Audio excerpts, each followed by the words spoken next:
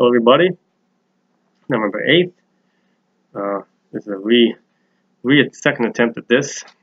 Darkness was messing with the computer, so let's send it away.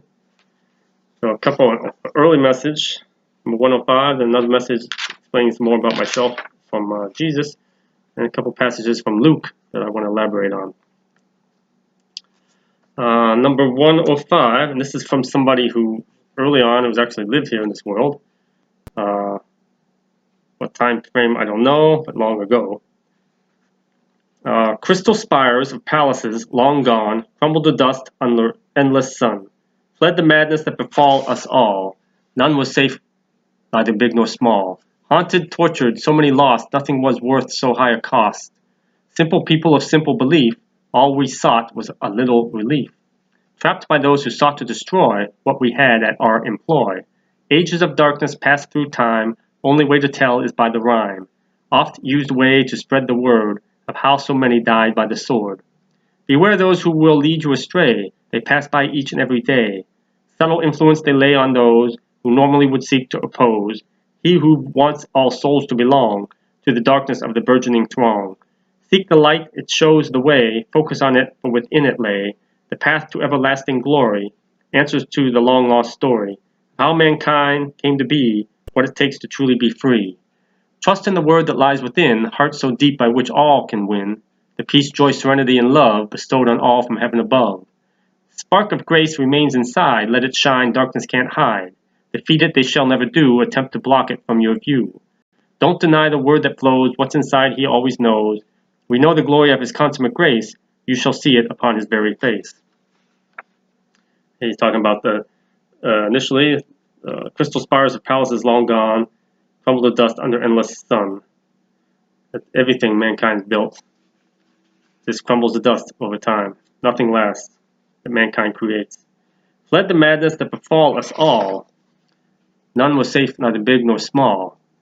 They were trying to get away from the chaos that was going on, somebody trying to conquer them.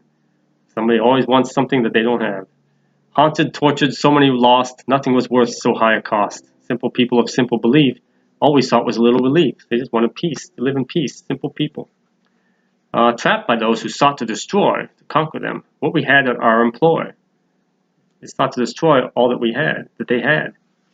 Ages of darkness passed through time, only way to tell was by the rhyme. Oft used way to spread the word of how so many died by the sword. Oft used way to spread information of how somebody had died in passage of time and what was going on and about the people in history. Rhyme was used often, poetry. Look at the Greeks, good example. Beware those who will lead you astray. They pass by each and every day. That goes on today. A subtle influence they lay upon those who normally would seek to oppose. He who wants all souls to belong to the darkness of the burgeoning throng. So subtly, that darkness, those controlled by darkness, try to lead you astray. Those who would normally seek to oppose the devil, they're slowly influenced, slowly drawn away. As I said, the devil knows what bait to put on that hook. He throws that fishing line at you. You take that bait, and he slowly draws you away without you, before you realize it. Like, wow, you're under his control. So you got to beware.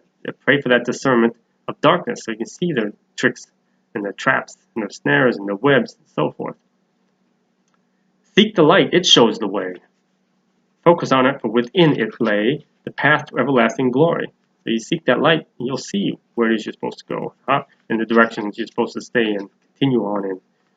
Answers to the long-lost story of how mankind came to be. You'll continue to learn about things. What it takes to truly be free. Trust in the word that lies within each of your hearts, so deep by which all can win. The peace, the joy, serenity, and love that bestowed on all from heaven above. So you seek that light, seek inside. Stop looking around outside and oohing and ahhing about man's creation, all there is to enjoy. Desires of the flesh being the world, and focus on the inside. That's the direction you want to go in. The spark of grace remains inside. Let it shine. Darkness can't hide from it. Can't hide it. Defeat it they shall never do. they attempt to block it from your view. So they attempt to block you from seeing the light that's inside of you. You're busy looking outside for God and in different places and books and people and churches and whatnot. You just gotta look inside. Don't deny the word that flows. What's inside, he always knows. We know the glory of his consummate grace. You shall see it upon his very face. So, this is a message from somebody who actually lived in this world. The first one I want to talk about is Luke 11:24-26. As I said before, when we rebuke and banish darkness, we're aware of it, and we rebuke and banish it, cleaning ourselves within, but also do it to cleanse your home, where you're at, or if you're in your car, wherever you're at. You gotta also turn around, you can't stop there, you gotta immediately invite Jesus, God's grace, into your home or into your temple, which is your body, to fill it with goodness and light, not just leave it empty after you sent away the dark. Otherwise, it's going to come back, he's going to get his buddies and come back, hey, I know this place is still abandoned and empty, they kicked me out, but let's go, more of us go in there and be harder to get rid of us. And that's what it's going to do, and that's what this warns us about. When an impure spirit comes out of a person, it goes through arid places seeking rest and does not find it. Then it says, hey, I will return to the house I left. When it arrives, it finds the house swept clean and put in order. Then it goes and takes 7 other spirits, buddies, more wicked than itself, and they go in and live there. And the final condition of that person is worse than the first. So again, you've got to ward against that by inviting Jesus into your heart, and his grace and his light into your heart, so they can't come back stronger than before. Then it's going to be harder to get rid of them. Now this message, earlier this year, January 4th, explains it's from Jesus. It's from him directly speaking to me, or indirectly through someone reading his message to me, but tells some things about me, who I am, and what I'm about. And I don't share these things with me. I really don't like talking about myself much, but it's more to give you an idea of what I'm about, that I'm not making stuff up, that this is all serious stuff, it's all true, it's my truth, your truth is your truth, and that me, I'm nobody, just a simple person, simple human being, like all his true servants are. You know, if you want to see a true servant of God, look for humility and meekness in them. Not for all the fancy clothes and buildings and cars and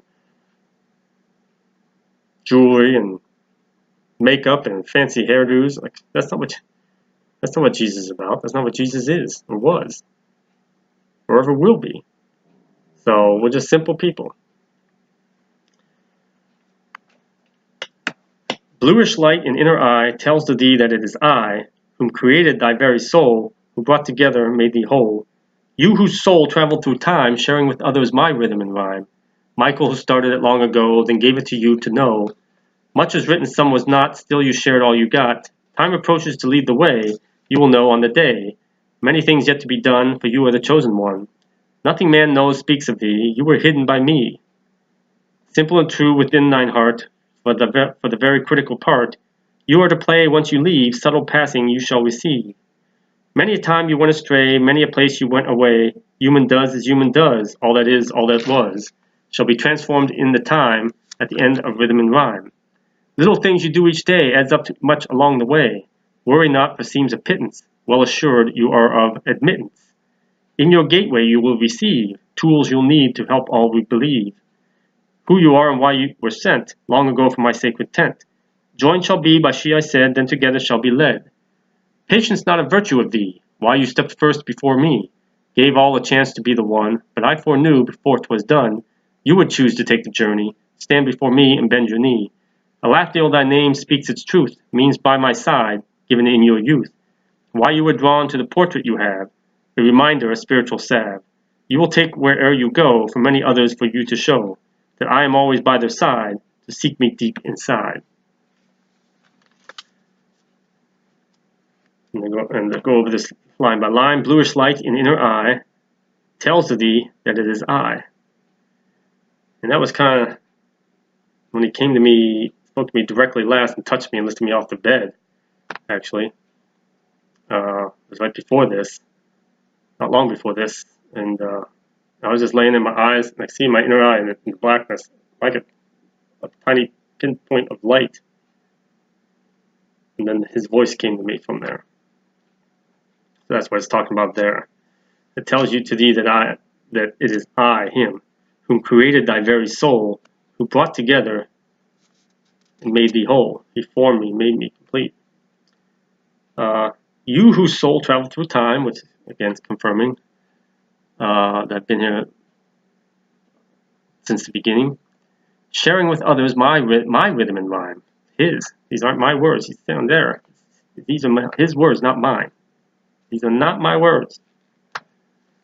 Michael, who started it long ago, which before it said that he created it, when I got one directly from Michael, he then gave it to you to know. Much was written, some was not. Still you shared all you got. So I shared it before there was writing, words, and anything to write on. Since then I've been sharing it. Time approaches to lead the way. You will know on the day. But he recently told me I'll know the date and time beforehand when I'm done here in this world. Many things yet to be done, for you are the chosen one. And I don't like using chosen ones. There's many out there that serve him in this world, the chosen ones. We're all chosen by him to serve. It's not like anything special. I'm the only one, I'm the special one. No. This does not make me any better than anybody else. I was just chosen one for this specific task and this one final task, because I'm the only one that could do it.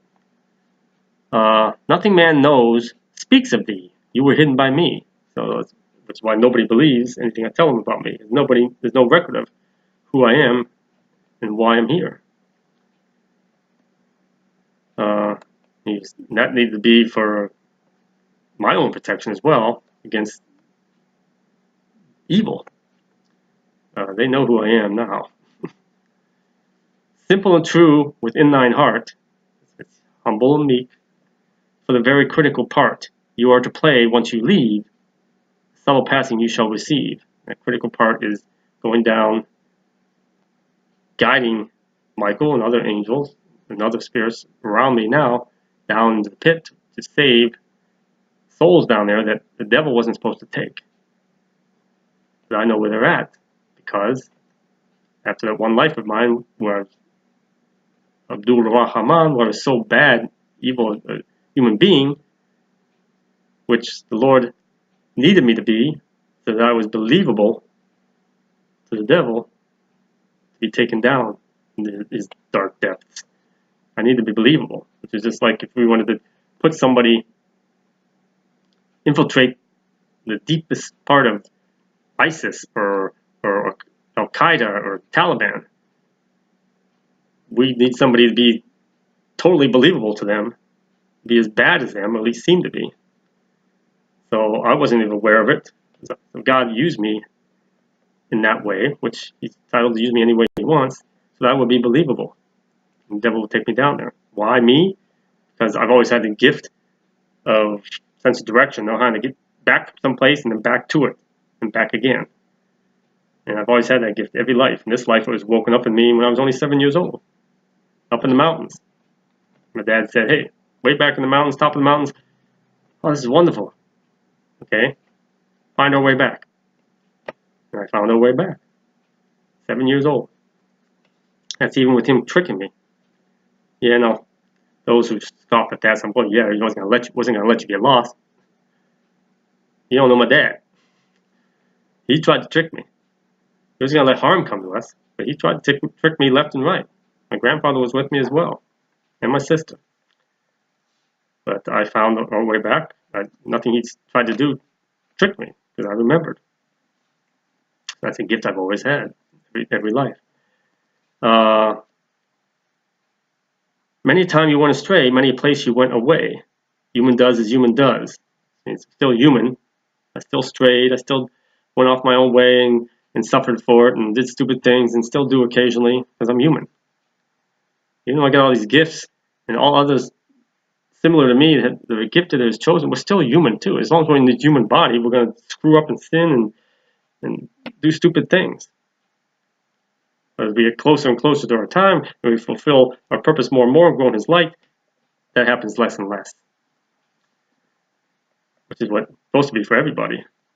All that is and all that was shall be transformed in the time at the end of the rhythm and rhyme, which when I leave this world. Little thing, and this is for everybody, little things you do each day adds up to much along the way. Worry not, for seems a pittance, a small amount, but well assured you are of admittance. I mean, I'm guaranteed to enter into heaven. But for everybody, all these little things you do, and I've said this before, all these little things you do, good thoughts, even if you don't get to act them out, your intent behind them, good deeds that you do, things you say, no matter how small, those add up. Said pennies in heaven, pennies in your heaven account that God will not touch. That benefits you when it's your time to stand before Him. In your gateway, again, being a gatekeeper, gateway, how help spirits go to the light that didn't make it. In your gateway, you will receive tools you'll need to help all believe who you are and why you were sent long ago from my sacred tent, which He has given me, His word and examples and analogies to use, whether it be from the Bible, things He said, or my experiences, things that help me to convince them to let go. And then certain psalms and prayers, rebuking and banishing, all things, tools He's talking about here, help them to let go and get them to the light. Joined shall be by she I said, that together they shall be led.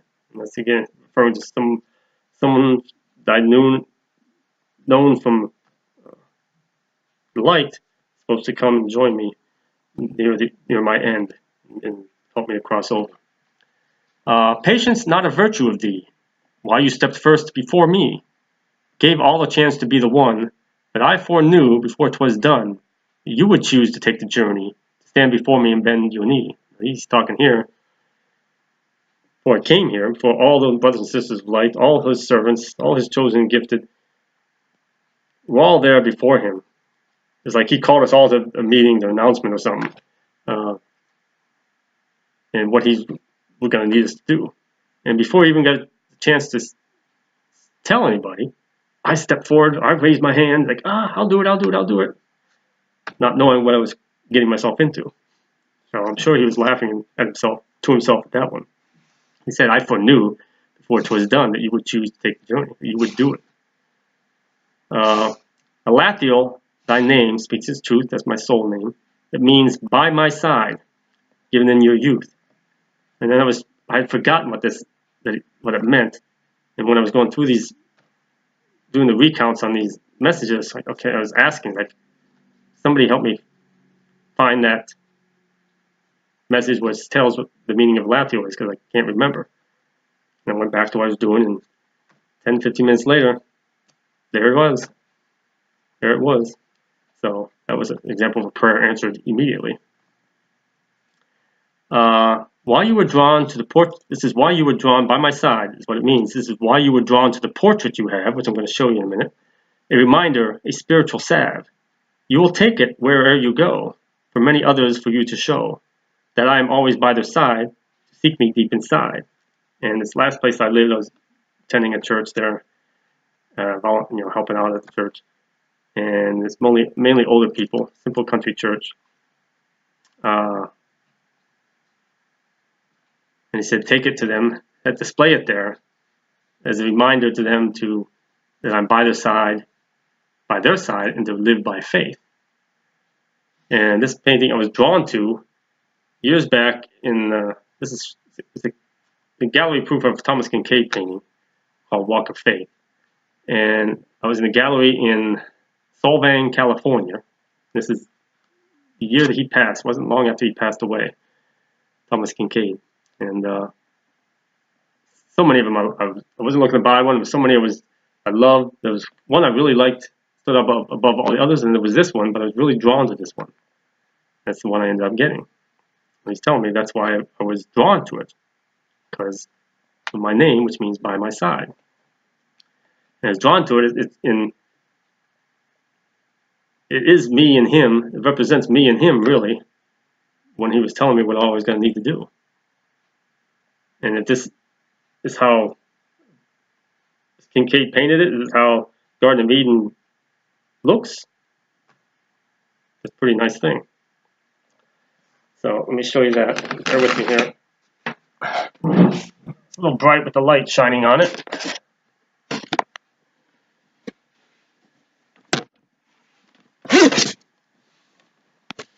We see, doesn't really show the color, do the colors justice because of the light. But that's the one he's talking about, called Walk of Faith.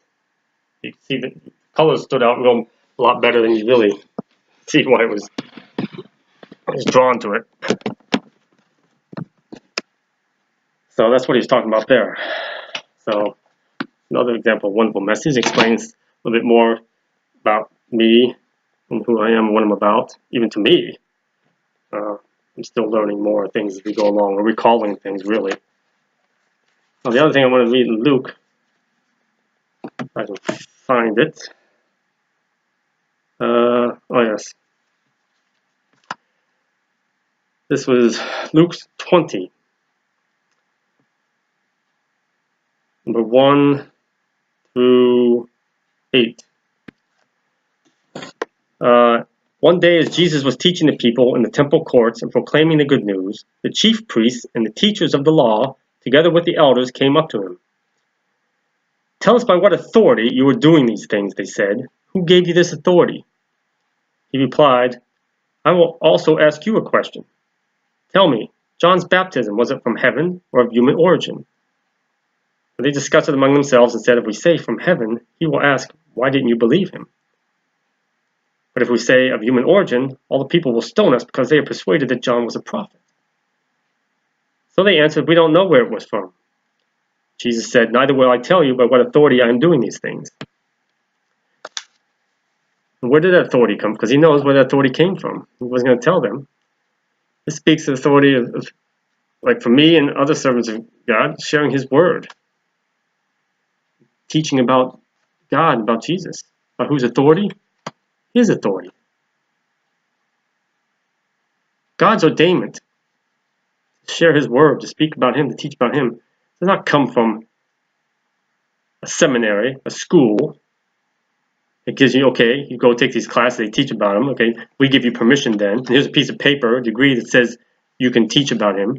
And then in this country, and other countries, a particular state give you a license to, or certificate to, hey, preach about him or have it to form a church and talk about him and share his word. No, mankind does not ordain you, me, or anybody else to share God's word. That comes from God. And I was ordained, listening to that message, I was ordained long before mankind walked this earth. Believe it, don't believe it, no consequence. All these things I share in my blog and videos, people believe it, don't believe it, doesn't matter to me. Doesn't affect me and who I am and what I'm here to do. Doesn't change the truth. And they'll learn it soon enough. But I already know it. So they can doubt and scorn all they want. Doesn't matter. I know what I am. I know what others with special gifts are. They have their purpose, unique, specific to them. People believe or don't believe, doesn't matter. That's on them. And others will scorn and scoff. And the devil will try to ridicule you and attack you for speaking the word of God. Don't let that ever stop you. If you're moved to share about God or serve God in some way, shape, or fashion, do it. Don't let others, what they say, do, think, or feel about it or about you, stop you. That's the devil. He will use others, even those close to you.